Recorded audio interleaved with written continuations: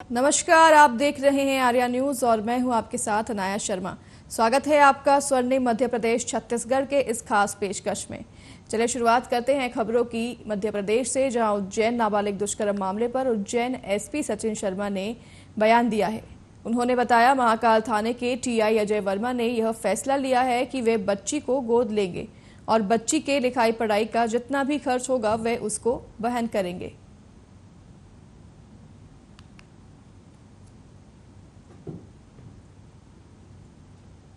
में इसमें सतना से जो परिवार आया है उनके साथ जो ऑफिसर्स आए हैं उनसे मैं बात कर लूंगा। अगर वो परिवार चाहेगा, मतलब ऐसा भी नहीं है कि हम जबरदस्त मतलब कंपलसरीली करें।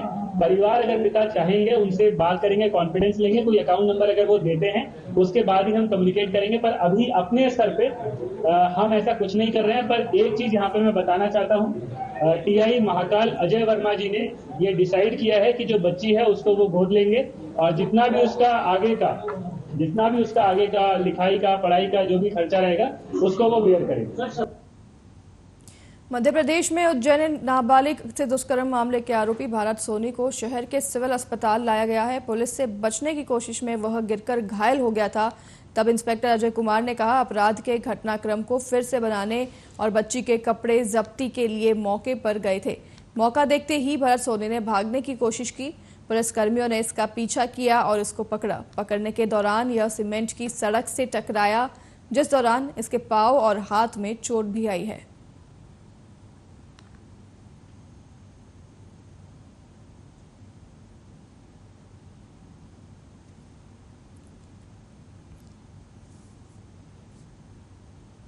उज्जैन में नाबालिग बच्ची से दुष्कर्म के मामले पर मध्य प्रदेश के मुख्यमंत्री शिवराज सिंह चौहान ने कहा, आरोपी भरत सोनी को कठोर दंड दिया जाएगा।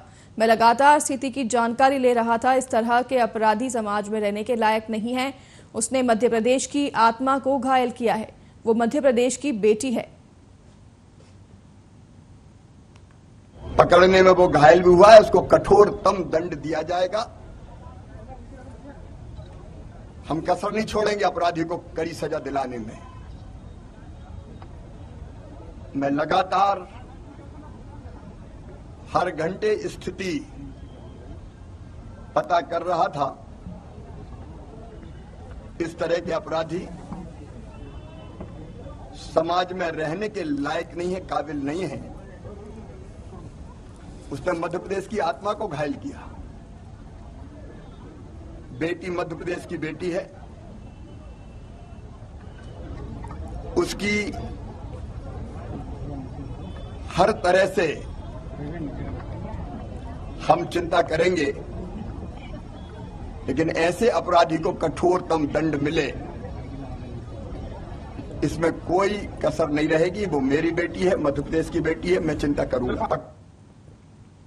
उज्जैन मामले में कांग्रेस नेता रागिनी नायक ने बीजेपी सरकार पर जमकर हमला किया है। बीजेपी सरकार पर हमला बोलते हुए रागिनी नायक ने कहा कि बीजेपी जमजात महिला विरोधी है, क्योंकि बीजेपी का जनक संघ ही घोर महिला विरोधी है। आंकड़े बताते हैं कि मध्य प्रदेश में महिलाओं पर सर्वाधिक अत्याचार होता है। उज्जैन में जो निर्भया कांड हुआ, मुझे लगता है उस बिटिया के शरीर से एक एक बूंद जो खून की टपकी है, उतने खून के आंसू भारत मां रोई है। भारतीय जनता पार्टी जन्मजात महिला विरोधी है। जन्मजात महिला विरोधी है क्योंकि भाजपा का जो जनक है संघ, वो घोर महिला विरोधी है।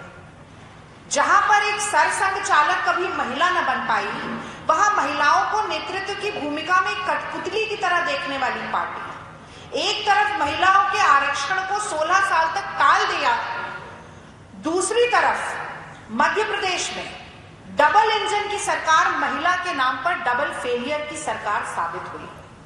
और मैं आप लोगों से बड़े दुख के साथ ये बात कहना चाहती हूं कि मामा मां जो मां से दुगना स्नेह दे सके, मां से दुगना प्रेम दे सके, मां से दुगनी सुरक्षा, सम्मान, सशक्तिकरण बेटी को दे सके, वो मां होता है। और जिस तरह से मध्य प्रदेश में महिलाओं की अस्मिता तार तार हो रही है, एनसीआरबी के आंकड़े बताते हैं कि सबसे ज्यादा बलात्कार, सबसे ज्यादा क्राइम अगेंस्ट विमेन, महिलाओं के खिलाफ अपराध मध्य प्रदेश में हो रहा है। 18 देश की बेटियों के साथ रोज बलात्कार मध्य प्रदेश में होता है। जब भारत माँ के बच्चों की जय होती है ना, उनके बेटे बेटियों की जय होती है, जब आधी आबादी की जय होती है, आधी आबादी को पूरा हक मिलता है, जब आधी आबादी की छवि अबला से बदलकर सबला होती है, जब आधी आबादी से जुड़े हुए राजनीतिक, आर्थिक, सामाजिक मुद्दे हाशिए से मुख्य धारा पर आते हैं, जब आधी आबादी निर्णय लेने की क्षमता के साथ पैरों पर उठ खड़ी होती है, तब भारत माता की जय होती है। और शिवराज सिंह चौहान जी को तो मुझे लगता है इस बात पर चुल्लू भर पानी में डूब जाना चाहिए। लेकिन भाजपाइयों की खाल बहुत मोटी होती है। आप सवाल पूछते रहिए, आप दुख और पीड़ा की बात करते रहिए और वो जवाबों से बचते रहेंगे। उज्जैन की घटना ने जितनी पीड़ा महिलाओं को पहुंचाई है, उतनी ही पीड़ा इस देश के पुरुषों के मन में भी है। और मुझे लगता है कि एक सामूहिक चेतना शिवराज सिंह चौहान के खिलाफ उज्जैन के बाद उठ खड़ी हुई है। 3 गुटों की बात तो भाजपा में हो ही रही थी, एक महाराज गुट, एक शिवराज गुट और एक नाराज गुट। अब ये एक चौथा गुट आ गया है, ये सांसदों का। अब इसको भी जोड़ लीजिएगा, ये लाइलाज गुट है, क्योंकि ये पहले ही मान रहा है कि हम तो हार के बैठे हुए हैं। तो अभी तक तो 75% काम भारतीय जनता पार्टी अपना खुद ही कर रही थी, अब 100% काम कर लिया है। और उसके बाद प्रदेश की जनता का आक्रोश अलग है, और उसके बाद जन आशीर्वाद यात्रा का विफल होना अलग है, और जन आक्रोश यात्रा की सफलता अलग है। तो अभी तो अगर आज चुनाव हो गया तो फिर भी कुछ 2-4-5 हजार वोट मिल जाएगा, और जितना आगे बढ़ाते जाएंगे उतना वो 2-4-5 हजार वोट भी भाजपा का खत्म होने वाला है।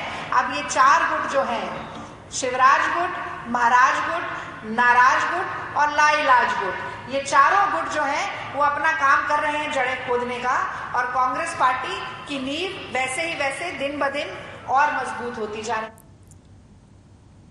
अगली खबर कोरबा से है, जहां गणेश विसर्जन के दौरान 2 गुटों के बीच जमकर चाकूबाजी का मामला सामने आया है।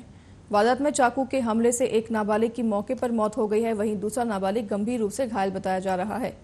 घटना के बाद पुलिस मामले की जांच में जुट गई है। इस वारदात के बाद से इलाके में हड़कंप मच गया है। पुलिस ने कुछ लोगों को हिरासत में ले लिया है, वहीं उनसे पूछताछ की जा रही है।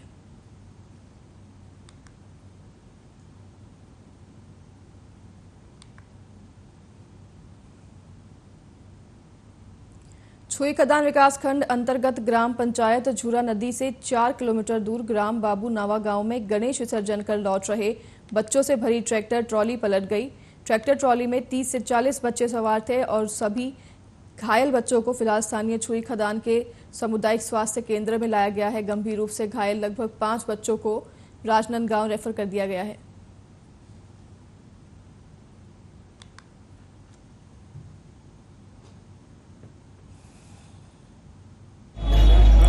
छुई खदान विकास खंड के अंतर्गत ग्राम पंचायत झूरा नदी से 4 किलोमीटर दूर एक गांव बाबूनावा गांव, जहां पे आज गणेश विसर्जन के लिए से लौटते समय एक ट्रैक्टर में भरे बच्चे लोग थे और कुछ जवान भी थे। तो ट्रैक्टर पलटने से उन लोगों को चोट आया है, जिसमें से 5 लोग गंभीर रूप से चोटिल है, जिनको आगे राजनांदगांव रिफर किया गया है, जिनको जांच भी लग सकता है। और एक का पैर में बहुत ज़्यादा चोट आया है, इसका शायद पैर भी अलग हो गया है, तो आगे उनको इलाज के लिए भेजा गया है। और बाकी जो समस्त और मरीज हैं उनको ज़्यादा गंभीर चोट नहीं आई है, तो उनको दवाई देके और कुछ लोग यहाँ भर्ती रख के इलाज में रखा गया। छुई खदान विकास कटनी के डीमरखेड़ा थाना क्षेत्र के रामपुर बरेली के जंगल में बने नाले में संदिग्ध अवस्था में एक युवती की लाश मिलने से हड़कंप मच गया है। वहीं पूरे मामले में एसडीओपी ने बताया कि रामपुर बरेली से लगे जंगल के अंदर एक युवती की लाश मिली है। खोजबीन के बाद युवती का पता नहीं चला तो परिजनों ने 26 सितंबर को पुलिस थाना पहुंचकर गुमशुदगी दर्ज करवाई। गुरुवार को जब कुछ लोग जंगल लकड़ियां बीनने गए, बदबू आने पर देखा तो नाले में एक महिला की लाश थी, जिसकी सूचना उन्होंने डीमरखेड़ा पुलिस को दी। घटनास्थल पर पहुंची पुलिस ने देखा तो निर्वस्त्र स्थिति में युवती पहाड़ी के नाले में पड़ी थी। पुलिस का कहना है कि लाश बीते 3-4 दिन पुरानी है। पुलिस ने जब्त करते हुए लाश को पोस्टमार्टम के लिए भेज दिया है और आगे की कार्रवाई में जुट गई है।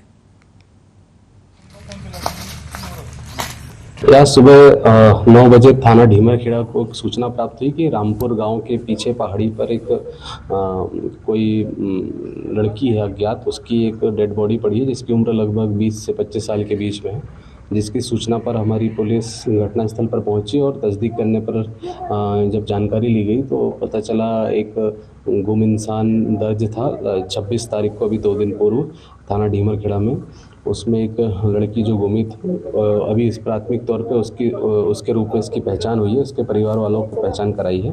आज सुबह 9 बजे थाना ढीमरखेड़ा को एक सूचना प्राप्त हुई कि रामपुर गांव के पीछे पहाड़ी पर एक कोई लड़की है अज्ञात, उसकी एक डेड।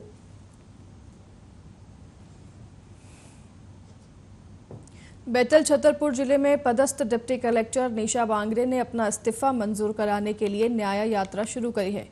वह बैतूल जिले के अमाला से पैदल चलते हुए भोपाल में सीएम हाउस तक जाएगी। करीब 335 किलोमीटर लंबी पैदल यात्रा के बाद वह 9 अक्टूबर को भोपाल में सीएम हाउस के सामने आमरण अनशन करेगी। निशा बांगरे आमला विधानसभा सीट से चुनाव लड़ना चाहती हैं। उन्होंने 22 जून को डिप्टी कलेक्टर पद से इस्तीफा दे दिया था, लेकिन सरकार ने अब उनका इस्तीफा मंजूर नहीं किया है। निशा बांगरे ने आरोप लगाते हुए कहा कि सरकार की सद्बुद्धि के लिए यज्ञ की शुरुआत भी की है।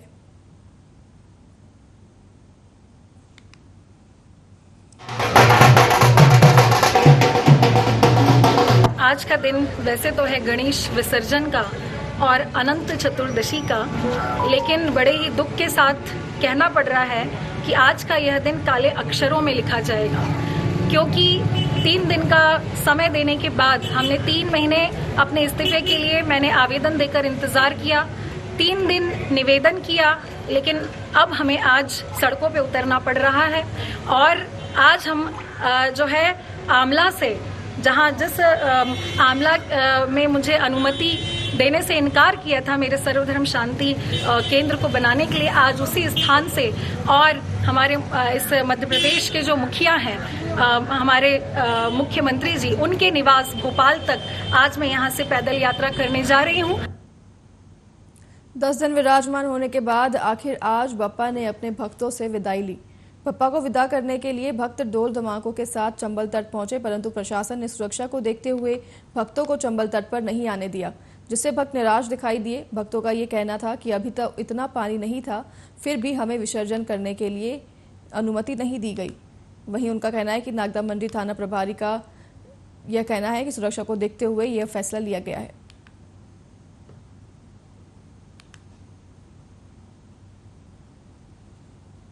खन्याधाना में अनंत चतुर्दशी के दिन भगवान श्री गणेश जी का विसर्जन किया गया, जिसमें बड़ी माता मंदिर, गणेश मंदिर के विमान एवं वाल्मीकि समाज के लोगों द्वारा विसर्जन निकाला गया।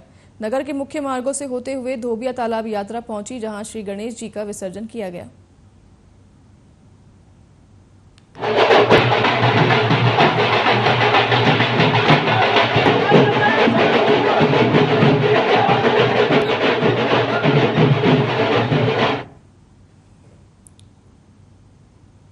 दतिया के सेवड़ा विधानसभा से बहुजन समाज पार्टी के प्रत्याशी रहे लाखन सिंह यादव के सौजन्य से क्रिकेट टूर्नामेंट का आयोजन 29 सितंबर से किया गया है। जानकारी देते हुए डॉक्टर अमित यादव ने कहा कि मेरे पिता लाखन सिंह यादव द्वारा टूर्नामेंट IPL इंटरगढ़ प्रीमियर लीग के नाम से आयोजित किया जा रहा है, जो 6 अक्टूबर तक थाना ग्राउंड इंटरगढ़ में आयोजित होगा। स्वर्गीय अभिषेक राजौरिया की स्मृति में इस टूर्नामेंट के आयोजन के लिए पिछले 1 महीने से ग्राउंड को खेलने लायक बनाया जा रहा है। ग्राउंड बनने के बाद अब यहां अलग अलग टीमों के आने का सिलसिला भी जारी हो गया है। अब तक 35 टीमों ने अपना पंजीयन करा लिया है। वहीं मैच रोजाना शाम 5 बजे से देर रात तक दूधिया रोशनी में आयोजित होंगे। इसके लिए बिजली के पर्याप्त व्यवस्था की गई है। खास बात यह रही कि इस कार्यक्रम में सेवड़ा विधानसभा के ही सभी अतिथि और मुख्य अतिथि बनाए गए हैं। देखिए, बहुत समय पहले से इस टूर्नामेंट का आयोजन चल रहा था, क्योंकि बरसात की वजह से डिले हो गया। मेरे पिताजी आदरणीय श्री लाखन सिंह यादव जी के द्वारा इस टूर्नामेंट का आयोजन किया जा रहा है और इंदरगढ़ में जिस तरीके की बहुतायत में खेल प्रेमी है, उन समस्त खेल प्रेमियों की मांग थी। वो समस्त लोग मेरे पिताजी के पास आए। उन्होंने कहा कि इंदरगढ़ में बहुत समय से कोई टूर्नामेंट नहीं हुआ है और ग्राउंड की स्थिति भी ठीक नहीं थी। बस पूरे ग्राउंड को सही कराने के लिए भी हम लोगों को 1 माह लग गया। वो पूरा ग्राउंड अब बनकर तैयार है और सभी खेल प्रेमियों की मांग को मानते हुए और कुछ समय पहले जो हमारा छोटा भाई अभिषेक राजौरिया जो कि हार्ट अटैक की घटना में स्वर्गवासी हो गया, उसकी पूर्ण स्मृति में हम सभी इंदरगढ़ के खेल प्रेमियों के साथ मिलकर इस टूर्नामेंट का आयोजन कर रहे हैं और इस आयोजन में लगभग 35 टीमें अभी तक आ चुकी हैं। खबर सीहोर जिले की बैरुंदा तहसील से है, जहां अंबर नदी में एक युवक डूब गया। बताया जा रहा है कि आकविलिया चिंतड़खेड़ा रोड निवासी गोपाल अपने अन्य साथियों के साथ अंबर नदी में गणेश प्रतिमा विसर्जन करने के दौरान वह गहरे पानी में चला गया और वहां डूब गया। खबर मिलते ही बैरुंदा थाना पुलिस टीम मौके पर पहुंची। स्थानीय गोताखोरा एवं एनडीआरएफ की टीम को रात होने के कारण काफी परेशानियां भी आईं। इसके बाद सुबह एनडीआरएफ की टीम ने मोर्चा संभालते हुए पानी में डूबते हुए युवक को ढूंढने के लिए लगातार सर्च अभियान जारी कर दिया है।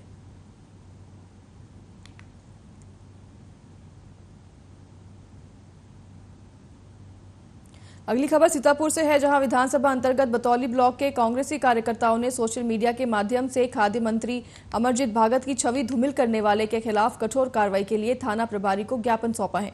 इसी संबंध में कांग्रेसियों ने उक्त कृत्य की घोर निंदा भी की है।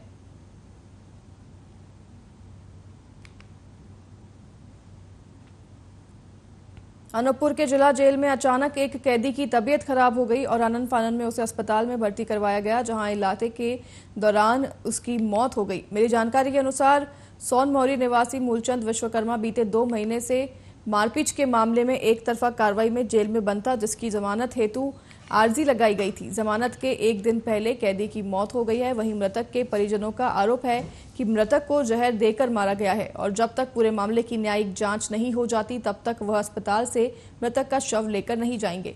वहीं मामले की गंभीरता को देखते हुए जिला अस्पताल में काफी पुलिस बल तैनात की गई है और परिजनों को समझाई दी जा रही है कि साथ ही पूरे मामले की न्यायिक जांच भी हो रही है।